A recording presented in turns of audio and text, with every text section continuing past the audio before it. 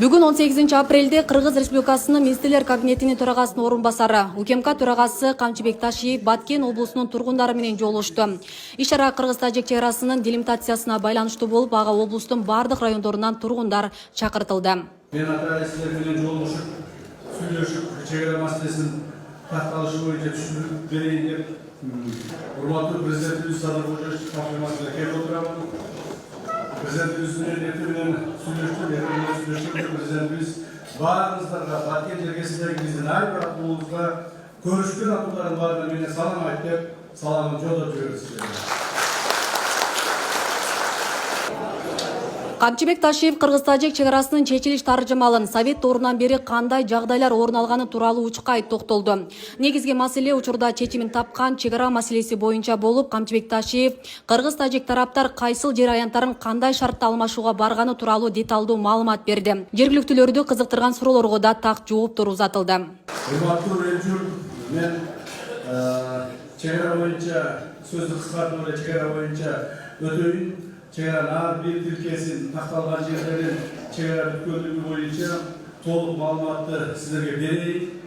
Кудайга шүгүр, Аллага миң алла шүгүр, что бүгүнкү ушундай чек арабыз бүттү деп силердин алдыңарга келип отчет бергенде мен өзүм ыраазычылык кылып атам, Аллага шүгүрчүлүк кетирип атам. Себеби ушул күнгө жетебизби, жетпейбизби деп өтө көп аракеттерди кылдык, Кудайдын буйругу экен. Мына биздин колубуздан келип, сиздер менен чогуу ушул жүздөгөн жылдар созулуп келген чоң проблеманы чечип, комшуларыбыз менен тынчтык жолунда жашаганга шарт түзүлдү. Ошондуктан алдыңыздарга келип отурам. Кыргыз-Тажик мамлекеттик чек арасын делимитациялоо жана демаркациялоо боюнча жумуштары 2002 жылдын декабрь айында башталган. Сүйлөшүүлөрдүн жүрүшүндө Кыргыз Республикасы менен Тажикстан Республикасынын өкмөттүк делегациялары 46 протоколго, тапарга ашалуу жумуш топтор 87 жана укук маселелери боюнча жумуш топтор 25 протокол кол коюшкан. Ушул жерде айтып коюшум керек, ушул Баткендин тарыхындагы Баткенге ушул борбордон келип иштеген, көп каттаган, көп келген, эң көп каттаган мен болсом керек деп ойлоймун. Ушул Баткенге акыркы 4 жылда мен өзүм эсебин деле билбеймин. Бирок Баткенге каттагандай бир дагы регион каттаган жокмун. Эң көп ушу Баткенге келдим. Ошондуктан ушунчалык көптөгөн протоколдорго кол койдук, көптөгөн жолугушууларды өткүздүк.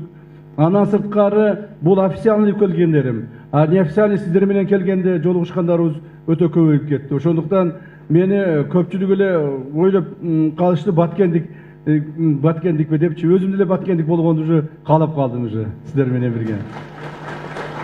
Кыргыз Республикасы менен Тажикстан Республикасынын ортосундагы мамлекеттик чек аранын жалпы узундугу 1008 километрди түзөт. 1008 километр түзөт жалпы узундугу. Анын ичинен 520 километри чек ара сызыгы 2011 жылга чейин такталып, жазылып, өкмөттүк делегациялар тарабынан бекитилген. Ал эми калган 488 километр тилкеси акыркы 3 жылдын ичинде такталды. Белгилеп кетсек, 2011 жылы бекитилген 520 километр чек ара тилкеси жалаң тоолуу аймактарды камтыган. Эл жыш жайгашкан жана чыр чатактар көп катталган аймактардын чек арасы толук такталган эмес эле. Эки тараптуу сүйлөшүүлөр башталган мезгилден тартып, Тажик тарап чек араны тактоодо 1924-1927 жылкы материалдар менен иштөөнү карманып келген. Ал эми Кыргыз тарап 1991 жылдын 8 декабрындагы көз карандысыз мамлекеттердин шериктигин түзүү жөнүндө келишимди, 1991 жылдын 21 декабрындагы Алматы декларациясын жана КМШ мамлекеттеринин эгемендүүлүктү сактоо, аймактык бүтүндүк жана чек аралардын кол тийбестиги тууралуу Москва декларациясын негиз кылып Кыргыз-Тажик чек арасын жазууну сунуштаган. Урматтуу баткендик туугандар, мен ушул маселе боюнча бир аз токтолуп кетейин, чтобы тагыраак болуш үчүн жалпак тил менен түшүндүрүп берейин.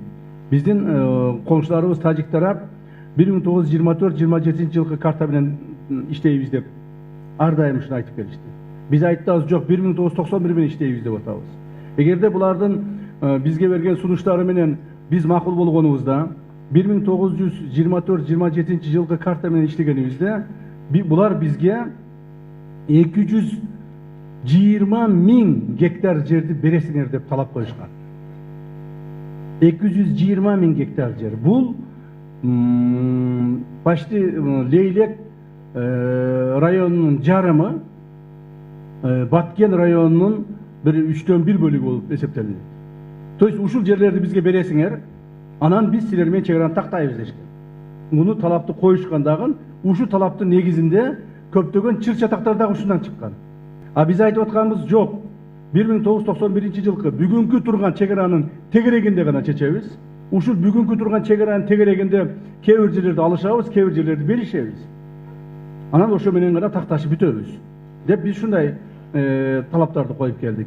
Ошондуктан 1991 жылкы биздин койгон шарттар менен алар чечүүгө акыры мажбур болушту жана ошонун тегерегине биз чечтик маселени.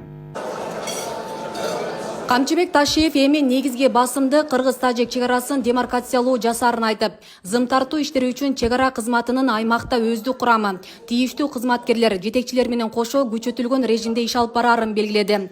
Зым тартуу иштерин ушул жылдын аягына чейин бүткөрүү тапшырмасын өлкө башчысы Садыр Жапаров Камчыбек Ташиевке милдеттендиргенин айтып, бул тапшырманы аягына чыгаруу үчүн эгер зарылчылык болсо Баткенге көчүп келип жумуштун темпин жеке көзөмөлүнө аларын эскертти. Макул, биз бардык юридикалык документтерди бүтүрдүк. Урматтуу президентибиздин ушу биздин алдыбызга койгон тапшырмасын биз аткардык. Колдор коюлду, договорлор бүттү, ратификациялар бүттү, бири-бирине берилди, колубузда документтер бар. Эми эмне кылышыбыз керек? Кийинки этап, урматтуу угандар, ошол юридикалык аныктаган чек араларга зым тартып чыгышыбыз керек. Тез араны ичинде.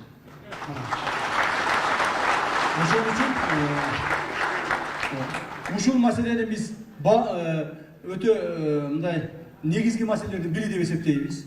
Президентибиз дагы ушул боюнча тапшырмаларды дагы алдыбызга койду. Президент айтты эле, ушу чек араны бүтсөң, иште дем аласың депчи. Дем алдырбай эле кайра айдады. Барып эми демаркацияны бүтүрөсүң депчи.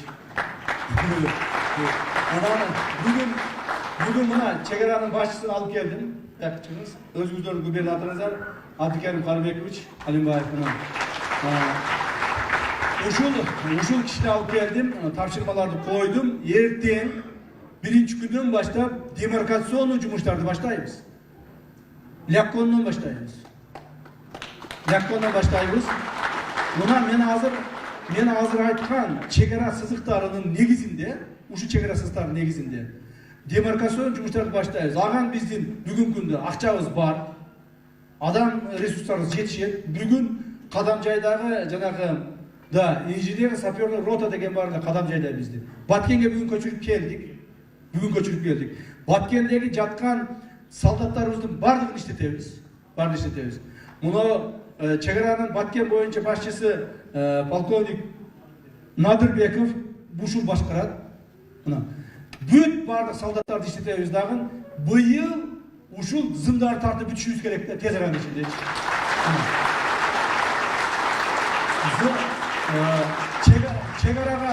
Чек арага зымдарды тартып бүтсө Кудай кааласа, биз тараптан биз тартып бүтөбүз, алар тараптан алар тартып бүтөт. Зымдын бул жак бетинде биз тараптан, например, биздин 2 чек арачыбыз, 4 чек арачыбыз акыры монтуп, ары басып, бери басып, контроль этип тура берет. Болду. Эч ким өтпөйт. Эч кимге кордук, зордук көрсөтө албайт. Ушуну менен Кудай кааласа, Баткен жергесинде толук бойдон Кудайга ошо кут кылсын, түбөлүк тынчтык орнойт Кудай кааласа. Биз мен башында айтып өттүм эле. Ушул күнгө жетиш үчүн, ушинтип бир элдин алдында жүзүбүз жарык болуп туруп, биз баарын бүтүрдүк, баары жакшы болду деген күнгө жетебизби, жетпейбизби деп канчалаган ойлор болду эле. Канчалаган ой санаалар болду эле, кыйынчылыктар болду эле. Ушуга мына бүгүн жетип отурабыз. Кудайга шүгүр. Ушу бүгүн күнгө жетиш үчүн биздин чек арачыларыбыздын, жай тургундарыбыздын канчалаган кандары акты. Ошолорду эстеп коюшубуз керек. Канчалаган балдарыбыз Ушул мен чегаранын 1 метр жерин бербеймин деп кайт аркага кайткыла анан кийин кайрадан алабыз десе болбойт. Жок мен бербеймин деп тырышып отуруп ушул өздөрүнүн антынын үстүнөн чыгып, өздөрүнүн берген убадаларынын үстүнөн чыгып, ата энесинин, мамлекеттин берген тарбияласын ошол жерде көрсөтүп, балдарыбыз каза болуп кетти туугандар. Ошонун бардыгы мына ошол балдарыбыздын көз жашы, ата энелерибиздин көз жашы, ошол балдар өтүп кеткен солдаттарыбыздын, аскер кызматкерлеринин, бала чака тууган уругунун, ата энесинин, аялдарынын көз жашы бардыгы биригип келип бүгүнкү жеңишке кошкончо салымы болду. Рахмат ошол жигиттерге, ошол адамдарга. Ошол ата энелерге, ошол коогаланда каза болгон биздин жоокерлерибиздин ата энелерине Алла Таалам берген сабырына рахмат. Сабыр кылдыңыздар, туура түшүндүңүздөр. Туура анча бизге деле ачуу сөздөрдү айттыңыздар, бизди деле сындадыңыздар. Бирок аны биз көтөрөбүз. Сиздерге дагы урматтуу ата энелер, ушул жер болсоңуздар чоң рахмат. Мындан ары эми биз ушул чегарачылар жөнүндө китептер жазылат. Ушул чегарачылар жөнүндө кинолор тартылат. Ушул чегарачылар жөнүндө эстеликтер курулат жерлерде. Буларды унутпашыбыз керек. Жергиликтүү бийлик органдары, мына айрыкча Баткен облусундагы губернатор, аким, мэр города жана башкалар бардыгына жерлерде ар бир баланын эстелигин тургузуп, ар бир балага ошо өлбөс, өчпөс бир изин калтырып кетүүгө аракет жасагыла. Жана бул буйрук аткарылат. Анда рахмат, ушул мен сөзүмдү айтып бүттүм, ошойт. Өзүм да көп сүйлөп койдум, ошо силерди бир айдан бери, 1,5 айдан бери келбей калып сагынып калган экенмин. Эми мындан ары жакшылыктарга келели, тойлорго келели, ушундай сонун жерлерде жолугушайлы, туурабы? Мен бүгүн Абдикем Карбековичке айттым, Абдикем Карбекович, сиз азыр баштап туруңуз ишиңизди, жакын күндөрдө мен да Баткенге көчүп келем дедим. Келип ушул жерде жатам. Демаркация бүткүчө. Күндө барып текшерип турамын. Бүгүн канча метр кылдыңар, эртең канча метр кыласыңар, бүрсүгүн канча метр кыласыңар деп.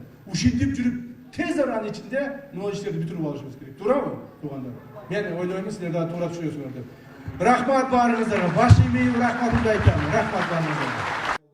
Чогулган эл тарабынан өлкө жетекчилигине ыраазычылык айтылып, аксакалдар ак батасын беришти. Мындан ары Баткенде жакшылык, саамалыктар гана орун алышын, тынчтык жана ынтымак өкүм сүрүшүн тилешти. Чегарада турам, өзüm дуалымдын ар жагы Тажикстан, биз тажиктар менен көп агрессияларда, көп кыйынчылыктарды көрдүк. 30 жылдан бери бу кандай чегара бөлүнөт деп шиелешкен маселелерди ойлоп оюбуздун акырына чыкпайт элек. Бүгүнкү күндө мына Нуркожоевдун урматы менен мына Кыдыршаевич экөө келип, ушул маселени чечип, Хужентте жолугуп, кол коюшуп, эң бир сонун иштерди аткарып, бүгүнкү күндө мына элибизге келип, элге кичине нан, чай, тузга ооз тийдирип, элди чогултуп, элдин рухун, духун көтөрүп, мына бүгүн жыйынтыкта отурабыз. Биз бүгүн түшүндүк ко, бүгүн эми мындан бияка бизде мына чегаралар чечилип, эми зым, тикенек зымдарды тартып, тынч жашоодо бизге тартуулап атат. Эми ушул адамдарга элдин атынан, журттун атынан биздин негизги жапа чеккен Лейлек району менен Баткен району болгонбуз. Мына Баткен Лейлектин 90-100ге кирген аксакалдары келип, жаштары келип, чайга ооз тийип, бардыгы курсан маанайда чогулуп отурабыз. Эми эмне дейбиз? Ушул бийликтеги турган адамдарга Аллахым ден соолук берсин, оомат берсин. Кайсы бир мамлекет менен болсун, тең ата президенттер менен сүйлөшүп, Кыргыз элине бакыт алып келип, тынччылыкты белгилеп, чегарачыларга Кудай кубат берсин. Кечеги күндүз чегараны коргоп, биздин чал кемпирлерибиз, бөбөктөрүбүз тынч уктап эс алып атат.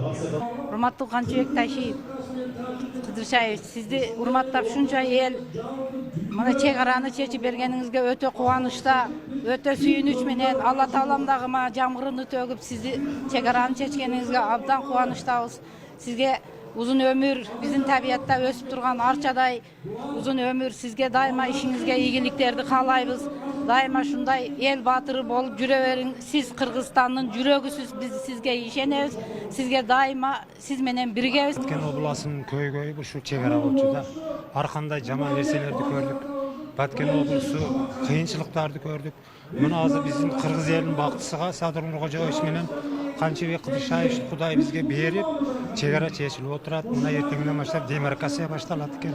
Bizdin Batken oblusu abdan kursan sүйүнүп отурабыз. Акыркы чекит коюлду, мындан бияка коркпой жашайбыз. Ал эми мына өлкө башчыбызга, мына Камчыбек Кыдыршаевичке ийгиликтерди каалайбыз. Мындан нары дагы көп жетишкендерге жетсин. Чоң рахматыбызды айтабыз. Biz sizden öte razıyız. Salamdı sizge arnayın, kolunuzu bekam karmayın. Esen bolun ardayım. Kırgızistan yerimiz aman bolsun ardayım elimiz. Kamçıbek eken atların, taza eken zatların, oylap dursak biz bugün köken jakşı jakların. Alısты көрген көздөрү general polkovnik geroy boldu özdörü. Sizge kaalarım Kudayım yol versin, koca kıdır kol versin. Allah Toğdoy bağlık versin, arçaday yaşlık versin. Taza köngül versin, uzak ömür versin. Dostlarınız köp olsun, düşmanınız yok olsun. Yaşınızga yaş olsun, başınız aşk olsun. Aman olsun altın başınız, yüzün assın yaşınız. Salamatta жүрүңүз, daim oynak gülüңüz. Yaşaudagi turmuşta bala çaka, uy bile, tuğanınız menен baktığı ömür sürüңüz. Kudayım sizge bere versin, kuyduşup kele versin, Allah'ım bere versin, aylanıp kele versin. Tengrim bere versin, tegerenip kele versin. Rahmatlı sizge aytabız, razı bolup kaytabız.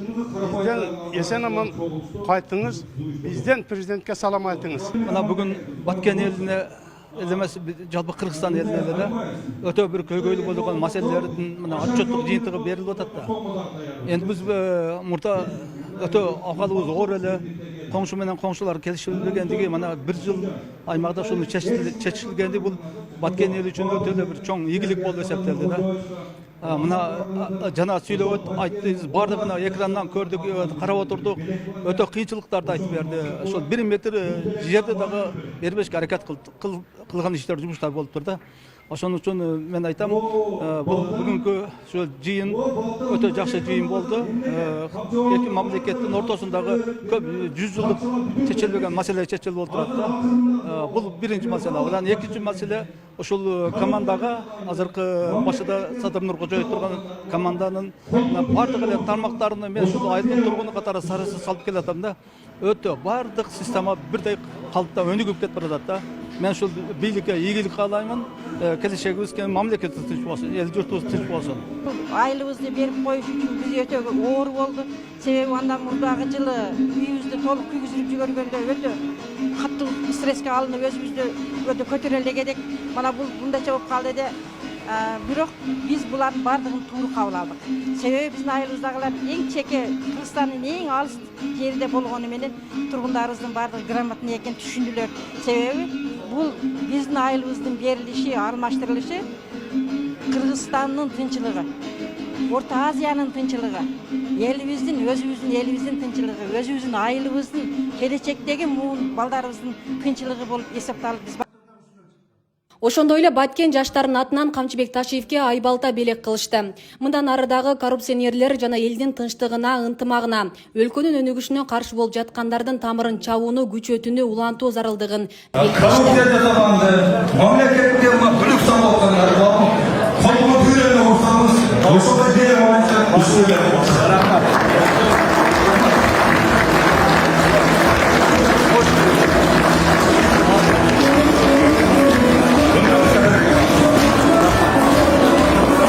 Асия Сыдыкова, Замирбек Тойчубаев, Регион телеканалы, Баткен.